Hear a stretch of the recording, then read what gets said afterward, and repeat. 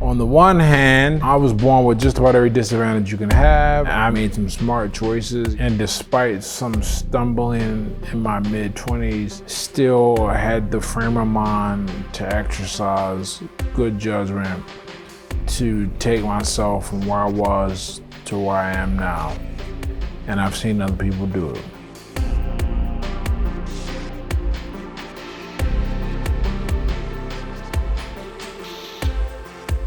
It really is possible for a person to change, to move across social strata, to improve their life. A buddy of mine, he was like, the cool thing about having money is that you finally get a chance to work on a lot of your insecurities and traumas because you're not busy trying to survive. On the other end, I do not discount luck at all. My mom could have been a crackhead. And people don't like to think about luck that way, but that's a big deal, who you're born to. I'm Ed Latimore, and I'm a former heavyweight boxer, a two-time Amazon best-selling author, and a social media influencer, and I am a creator.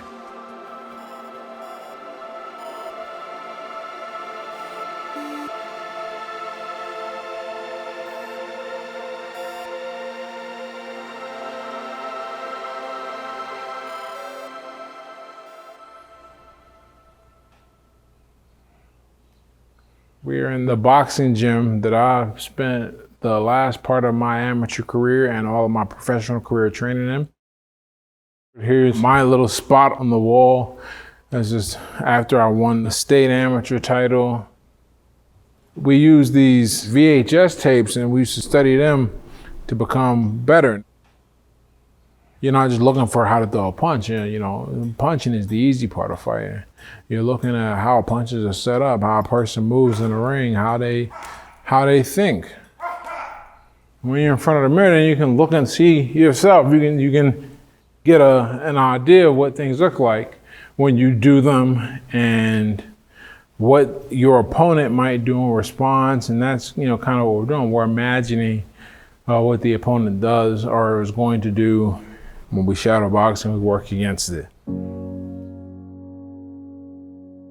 I grew up in public housing in Pittsburgh. I do remember walking to the food bank, relying on the summer free lunches when school wasn't around. So I remember those typical parts of a low income life. I also remember there was the violence and stuff that comes with living in that environment. I fought a lot as a kid. I learned how to be really cool with people because that tended to protect you, but it didn't always protect you. I'm fortunate in that I got exposed to some things when I was younger. When you get exposed to certain things, you start thinking there's more to life.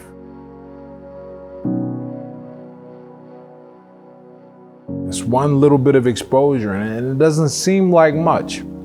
But it's enough to let me know there's a different environment outside of what I know. When you're a kid, all you know is what you come up and see. That's your world. And if your world doesn't have ever expanding boundaries, i.e. travel in any way, shape, or form, and mine certainly didn't for a very long time, then you don't think there's anything else to it. Intelligence is the ability to kind of pick up and register patterns and really to do it quickly. And one of the patterns I picked up early on was, I just got to be around different stuff. I don't really know what I'm going to do with it. That's not the point. The point is that you give yourself more options. I wasn't an outstanding student. I was an okay student, but I was in a different environment. I think people underestimated how much of a difference your environment can make.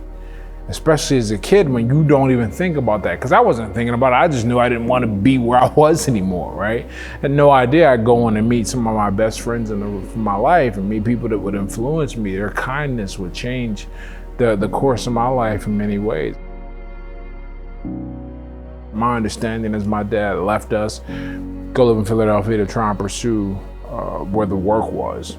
That's how I interpreted it. He wasn't really ready for kids. But as I got a little older, I would go visit him in Philadelphia. And that's seeing something different.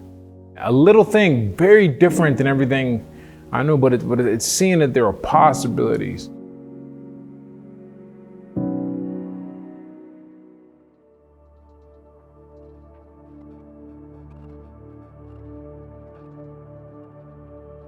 mom told me, and I remember crying. One of the only times I cried in my life. So it was very easy to fall into the distractions of partying and drinking. I made it all about the wrong thing because I didn't have a reason to be there. It just seemed like the thing to do because everyone else was doing it.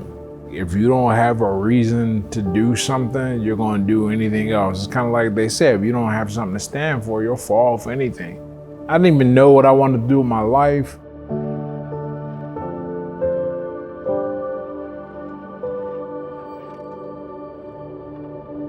At this point, I'm washed up out of college, and there's a bit of a sour grape syndrome. I'm also getting hip to the world, and I don't think college is what everyone says it is. I'm going off about college and how pointless it is.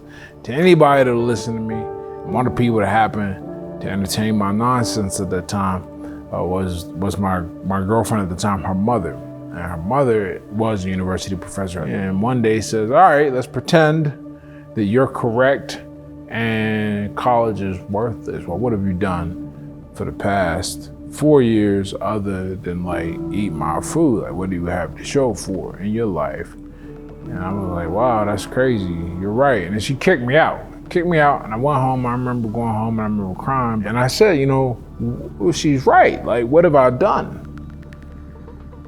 I have no sweat equity on this planet. So let me go try and do something so that if I die, people will be able to say he did some stuff other than drinking BS.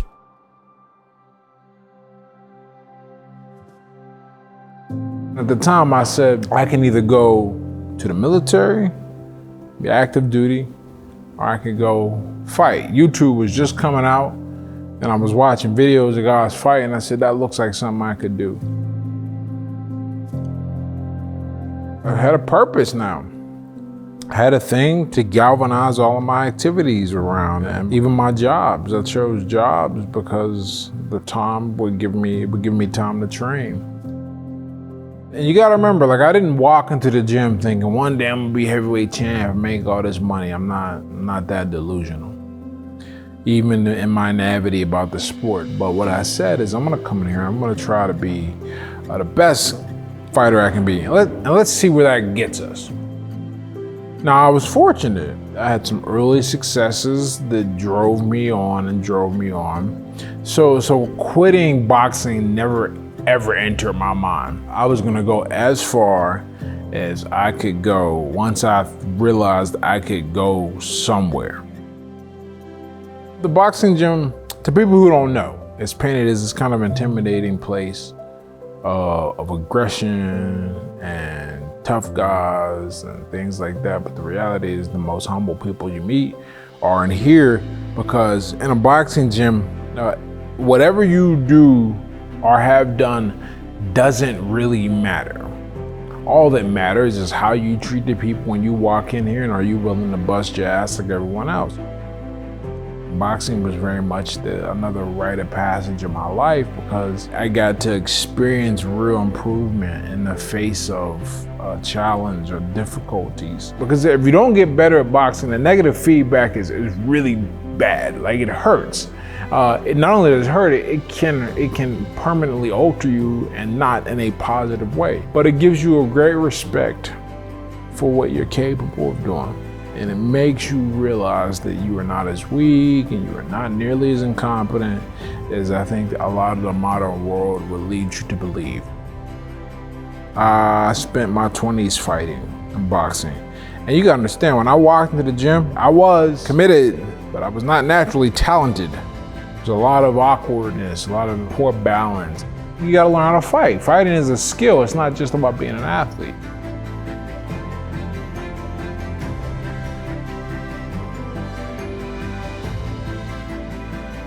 Seeing how I went from this guy that started late, because 22 is kind of late, to doing what I did as an amateur and then going on to have a good pro career, I said, if I can do this with my body, I can do this with anything.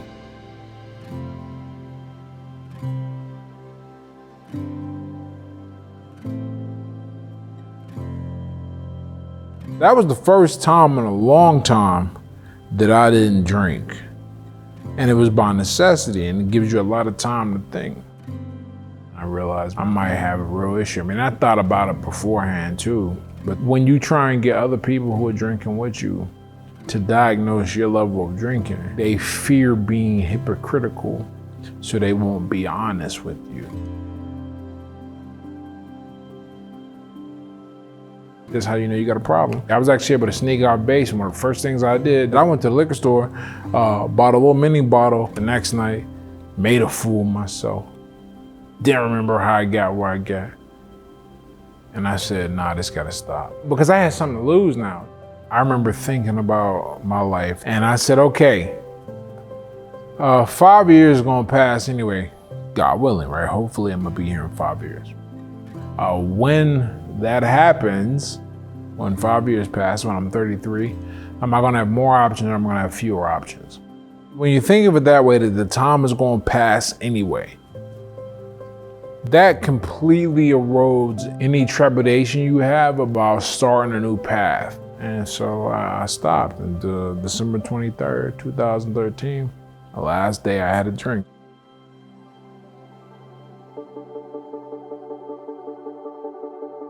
I've always wanted to write. I love writing. I've been in love with stories ever since I was a kid. That's why I like writing. That's why I started the blog. I remember the first money I made online was not from a thing I created. Okay, technically it was, right? I wrote a review for Scott Adams' book, How to Fail at Anything and Still Win Bigly. Put that review up on my website, put my Amazon affiliate link, and I made 6 cents. Obviously, I'm about to quit my job and buy a Lambo on these 6 cents. But in all seriousness, what that showed me is this was possible. Terrible title, it's an off-white name and stuff. But I made it, and it just sold a few copies. But the big experience, the one that really changed my life and might change my mindset, we were in France, and I was broke. We flew over there because we bought the tickets and everything in the hotel when I was fighting before I lost in September, and they cut me and threw me out like used garbage. But I'm walking through, I don't know, it was probably the Champs-Élysées or the Luxembourg Gardens or something. And all of a sudden I got a message. I was like, oh, nice, can eat tonight. But my mind said, wait a second. We're walking through France and I just got paid. It's not a lot, but it's $400 and that's just some dinner. Let's see what happens when we really, put the pedal to the metal and start cooking with gas on this thing. Let's see what we can do. So I started the email, and I didn't even know what I was doing with the thing, man. It was just, everybody said, you need an email list, get it. I said, well, it's not a bad idea. It seems like the thing to do. At that time, it didn't cost anything, but it didn't really serve a role until I started learning how this thing works and what it means. Because when somebody gives you their email address, that's basically saying, look, bro, you can come hang out at the crib. Like, I know I see you in the mall, on the street, when we're passing by, that's like social media. But when they let you into the house, the email list, that's like saying you can come and hang out, you can meet my family, you can pet my dog. That's what the email list is like. And when they let you pet the dog, they're much more likely to buy from you. And on top of that, it allows you to make people feel special. It's not always about selling. In fact, most of the time it shouldn't be about selling. It should be about putting out a message. If I had to pick one or the other, website and the email list and the website, go to an email list every day. Every day, because you can live off that.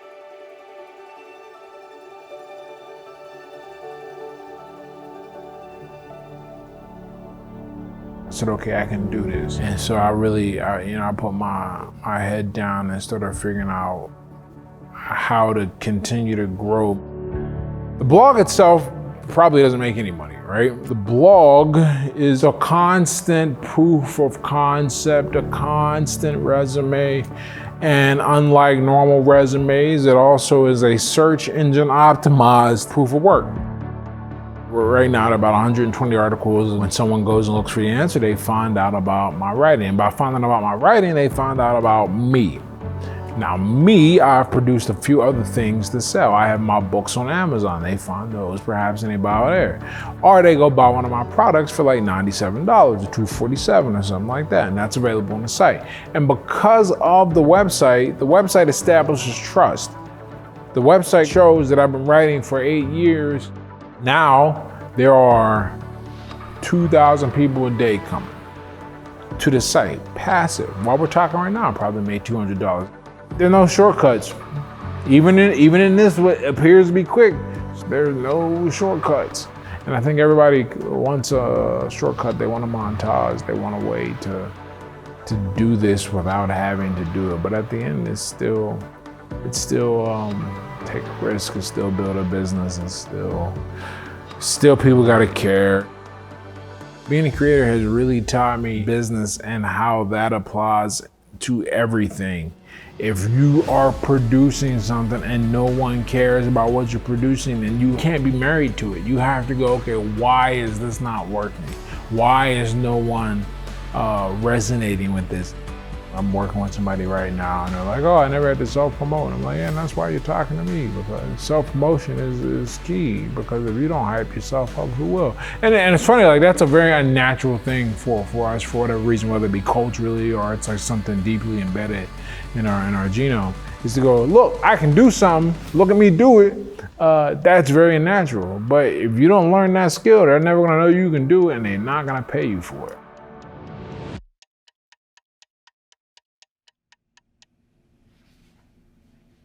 And this is the den where I work. I've always wanted a space to work and I never had that. My 2 books that I've written, the Sober Letters to My Drunken Self and Not Caring What Other People Think is a Superpower. One of the things I tell people when you create, when you have an idea, just get out there and make the book. I had like no money when I made Not Caring. In fact, the money I made from that book I used to like pay rent and feed myself. So this was done on a shoestring budget, and you can tell there's typos, edits in there. I go and clean up every now and then for the digital version, but it's still out there and it's still getting reviews and it's still opening up doors for me. I always keep my degree right here above me so I know that I'm capable of doing anything. And I think there is an element of faith, because you gotta believe in yourself. Because there are a lot of people that they have the skills, they can't pull the trigger or they won't go and take the risk, because you gotta have a certain willingness to fail. I think that's one of the cool things about coming from nothing, is it like I've seen how bad and low it can get. So this is my first book, and I wrote these poems. The first one I'll read is called The Illusion Keeper. And I wrote this about what happens when you start to see the truth of the world and other people don't, and you want them to take it and use it and run with it, and you can't shut up about it, but they're like, what are you talking about, dude? The hardest part for the newly woke is letting sleeping dogs lie. The hardest pill for the red pill taker is not to give up and cry. The next poem is called The Underachieved, and I wrote this to speak to the progress of development and why you need to have not just the guts, but you have to have kind of a disciplined approach. Will without skill gets victory in a war of attrition. Skill without will results in unfulfilled ambition. And lastly, this poem is called Kaizen. Kaizen is a Japanese word that roughly translates into gradual improvement, systemic, every day get a little better, a little better, a little better. Some years might be marginal, some years might be great, but each year should be better with small improvements each day. Even if only by a marginal stroke, may you go to sleep better than how you awoke. This is the second book I wrote, and I myself, as of the time of this recording, have been sober for 7 and some like 3/4 years. I wrote the book as if I was talking to myself when I got sober. I'm gonna read you the dedication. This book is for everyone who never gave up on me, especially when they should have. This book is for everyone thinking of giving up on themselves, especially when they should not.